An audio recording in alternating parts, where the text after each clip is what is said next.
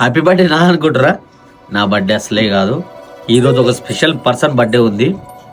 ఎందుకంటే నేను మీ ముందర ఇంత రుబాబుగా గల్లేరేసం తిరుగుతున్నా అంటే అది ఆమె కారణం మాత్రమే. ఆ లైఫ్ పార్ట్నర్ మా మానస బర్త్డే ఉంది. మీరు అందరు విషయం చేయండి, లాస్ట్ వరకు వీడియో చూడండి, ఫుల్ ఎంజాయ్ చేస్తారు. చలో. ప్రాణం ఉన్నన్నాళ్ళు జతపడి నీకే కౌగిలి పంచాలని